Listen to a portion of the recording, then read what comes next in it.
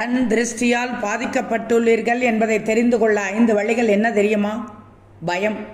காரணமே இல்லாமல் எப்போதும் கவலையான உணர்வு அல்லது பய உணர்வுடனேயே காணப்படுவது, ஏதாவது தவறாக நடந்துவிடுமோ என எப்போதும் பதட்டத்துடன் பயத்துடன் காணப்பட்டால் கண் திருஷ்டி பாதிப்பிற்கு ஆளானதாக அர்த்தம். கண் திருஷ்டியால் பாதிக்கப்பட்டவர்களின் நடவடிக்கைகள் பழக்கங்கள் திடீரென மாறிக்கொண்டே இருக்கும். அவர்களின் மனநிலையும் மாறிக்கொண்டே இருக்கும். நிலையான ஒரு கருத்துடன் இருக்க முடியாது.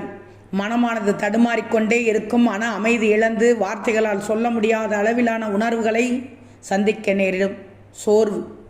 எப்போதும் சோர்வுடனும் சுறுசுறுப்பின்றியும் அனைத்து விஷயங்களிலும் மந்தமாக நடந்து கொள்வது, மனமும் உடலும் எந்த மருந்திற்கும் கட்டுப்படாமல் அப்போதும் நோயால் பாதிக்கப்பட்டது போன்ற உணர்வு ஏற்பட்டு கொண்டே இருந்தாலும், எதிலும் மனம் நாட்டம் இருந்தாலும் அவர்கள் கண் திருஷ்டியால் பாதிக்கப்பட்டுள்ளதாக அர்த்தம். தடுமாற்றம். கண் திருஷ்டியால் பாதிக்கப்பட்டவர்கள் கவனத்துடன் மனம் ஒன்றி எந்த ஒரு செயலை செய்ய முடியாமல் ஒரு விதமான குழப்பத்தோடு காணப்படுவார்கள். எந்த ஒரு முடிவும் எடுக்க முடியாமல் குழப்பம் தடுமாற்றத்தினுடையே இருப்பார்கள். இதனால் எந்த வேலையிலும் அவர்களால் ஈடுபாட்டுடன் செய்ய முடியாது. துரதிர்ஷ்டம். அடுத்தடுத்த விபத்துகள், தொடர்ந்து எடுக்கிற காரியங்களில் எல்லாம் தோல்வி, அடுத்தடுத்த கெட்ட விஷயங்களாக நடப்பது ஆகியவை இருந்தால் நீங்கள் கண் திருஷ்டியால் பாதிக்கப்பட்டுள்ளீர்கள் என்ற அர்த்தம். தொடர்ந்து காரணமே இல்லாமல் தடைகள் பிரச்சனைகளை நீங்கள் சந்திக்க நேர்ந்தாலும் நீங்கள் கண் திருஷ்டியால் பாதிக்கப்பட்டுள்ளீர்கள் என்றுதான் அர்த்தம். இந்த கண் திருஷ்டி பரிகாரங்களை தெரிந்து கொள்ளுங்கள். வாசலில் அல்லது வீட்டிற்கு வருகிறவர்களின் கண்படுமடியான இடத்தில் பெரிய பாத்திரத்தில் பூக்களை மிதக்க வைக்கலாம். பூக்களுக்கு திசையை கிரகத்துக் கொள்ளும் ஆற்றல் உள்ளது. வீட்டு வாசலில் செடிகள் வைக்கிறவர்கள் வெறும் அலங்கார செடிகளை வைக்காமல் ஒரு ரோஜா செடியாவது வைக்க வேண்டும். ஏனென்றால் ரோஜா செடியில் முட்கள் இருக்கும். உள் செடிகள் திருஷ்டியை போக்கிவிடும்.